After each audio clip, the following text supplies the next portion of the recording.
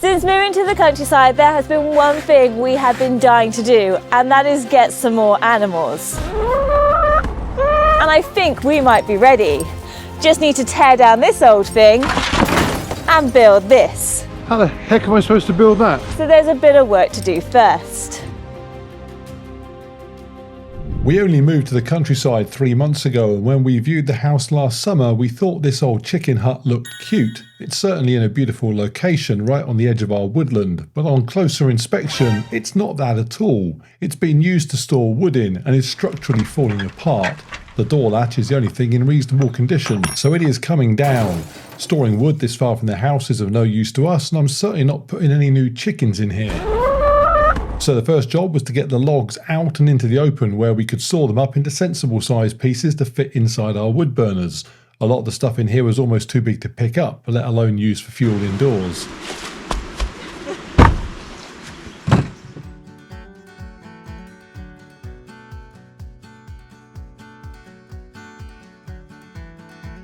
And to help that process, we thought a bit more light would be useful. Luckily, the front of the building had no interest in remaining attached to the rest of it.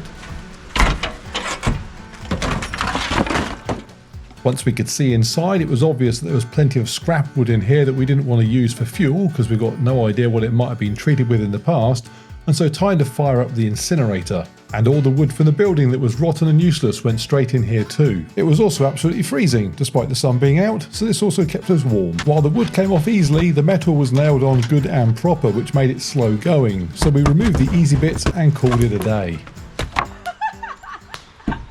Our plan today was just to get it cleared of the wood, and we have managed to do a lot more than that. The thing that's now stopping us is that we need a few extra tools that we don't own to be able to get the rest of the sides down, so we're going to pick it up when they arrive. Interestingly though, we have now decided that we actually might keep the frame in place and use it for an animal shelter. We're undecided on it yet, we will see how things go. So with a couple of hours sunshine left, I got on with sawing up the big bits of wood into smaller bits and burning off the rest of the wood that was going into the incinerator. Jen went inside, jumped on Amazon and started ordering new toys. Right, day one grounded to a halt because we did not have the right tools to be able to continue, but they are now here and so we are cracking on. We've got crowbar and angle grinder. This should now be easy.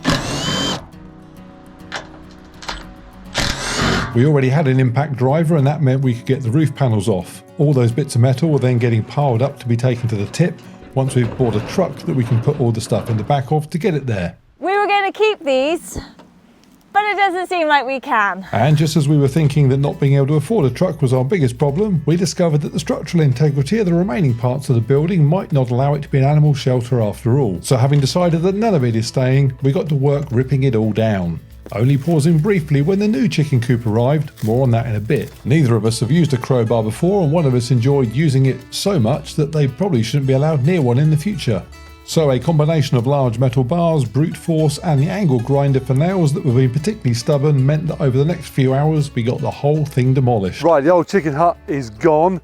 All that's left to do today is to get all this wood that we found just dumped behind the chicken hut. Got to get that burnt. There's a few bits of metal and an old car tyre. Actually, truck tyre by the looks of it. And then we're done for the day, which is good because I'm exhausted. Which meant that day 2 finished, like many days do here, with us having to do a job that we didn't even realise existed until we started doing another job that uncovered the job that we didn't know about. In a way, it might be a good thing because if we knew about the other jobs that crop up once we start doing other jobs, we'd probably never start any of the jobs in the first place. So I spent way longer than it looks like it would take laying out all the pieces just like a giant jigsaw. Either way, it was incredibly boring, highly frustrating and not something I'd ever want as a Christmas present. So maybe just like a jigsaw. If jigsaws were made out of long bits of metal and nothing really like a jigsaw. It's huge. Mark laid it out yesterday. Now all we need to do is put it together. Which should be incredibly simple because all the pieces click together without needing any tools, and it's so obvious which way up all the parts go, only a complete muppet could get it wrong. Which way do you think it goes? That way. Oh, that way.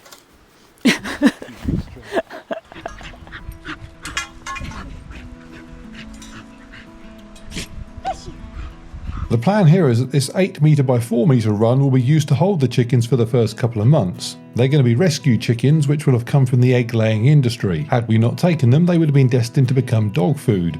We will give them a second chance and have made it clear to our dogs that means they are no longer destined to become dog food, and eating the chickens would be a serious misdemeanor. Because they're not used to living outdoors or even seeing outdoors, they are not able to free range at first. They would simply wander off and not even know how to come home when it got dark. The run will keep them safe and secure while we consider their options for the future. Allowing them to properly free range here carries obvious risks from predators, but there are various things that we can do to reduce the chance of problems, and we'll cover those in future videos.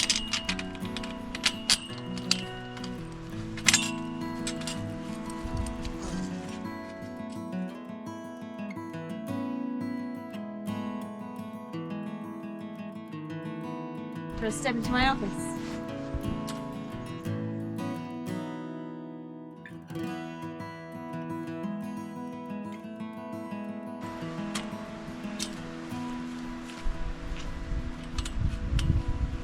Beautiful. And so with the structure complete, we wrapped the whole thing in chicken wire. Now this is only temporary. A much thicker gauge wire has been ordered but was going to arrive the day after the chickens were being collected, so we had to have something in place for that. Chicken wire is certainly good enough to keep the chickens in, but a determined fox could chew through quite easily, hence the upgraded wire that would be replacing it. And with that done, we got to building the most important part. Our chickens are booked to go collect on Saturday. Today is Wednesday, and before we can collect them, the chicken rescue group requires some photos of a suitable chicken home. Ours is halfly built at the moment, so we need to get cracking. Jen is allowed to write one joke per video, and that was it. I hope you enjoyed it. She was very proud of it. The chicken coop is from a company called Nestera. It's made from recycled plastic, which gives it lots of benefits over a traditional wooden coop. For a start, it certainly won't rot, hence they're able to give it a 25-year warranty. It also makes it way easier to keep clean and can just be hosed out when needed. And the entire thing went together with just little plastic clips, so didn't need any tools. In fact, the whole thing went together so easily we didn't even bother to refer to the instructions much. Everything just slotted into place exactly where you'd expect it to. There's a main roosting compartment and then 3 nesting boxes with a separate roof section so you can collect the eggs easily.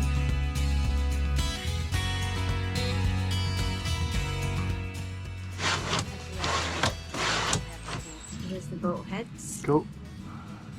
Give me loads. Just give me some. Oh my god, I'm in pain. And because it sits off the floor, there's a cute little ladder they can walk up to get inside. That clips easily into place just below the main door. Or it should. For some reason, ours didn't, which was really confusing until I looked around the back. No!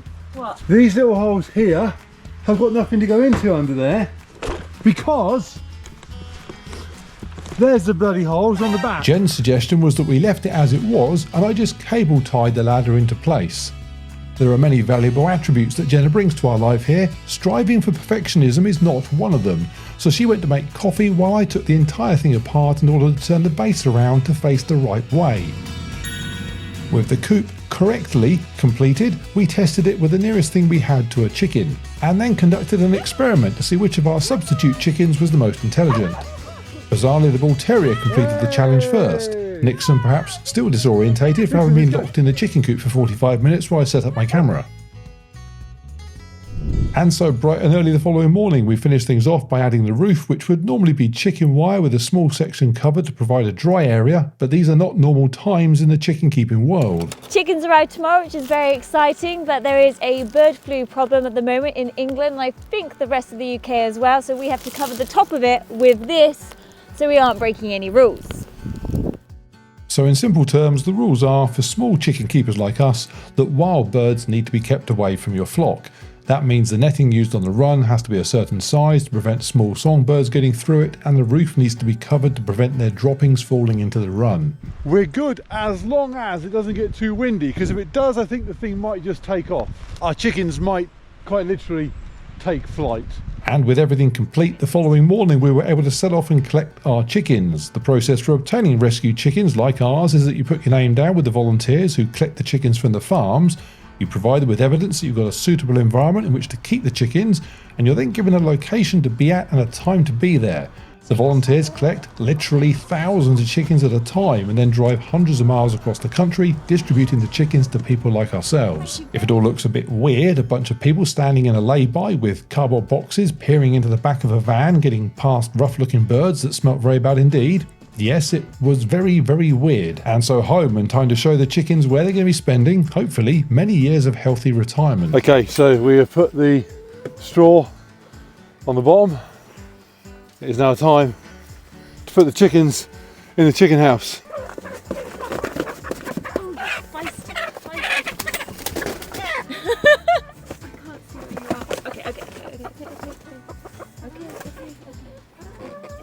And that was that. The chickens have come home to roost. Actually, they don't know how to roost, never having needed to do it before, so each night for the first week we would have to go into the run and physically put them inside the coop before shutting the door. But they pretty quickly got the hang of going in when it got dark, and that was made even easier when we added a small cockerel that we got from a local animal sanctuary that had a couple more than they needed. Each night he would then lead the hens in when the sun went down. And Nestera then sent us an awesome automatic door which would close about 20 minutes after it got dark. All we needed to do was to come out before bed and make sure there'd been no problems. And in the morning it would open up automatically and allow them to come out before we were even up and about. Oh, and the very next day we added that extra thick wire and a predator apron to prevent animals from digging underneath, so yes, they are well protected. This one guy's loving the grass. Never even seen any before. Oh, there's a chicken, there's an egg, there's another egg.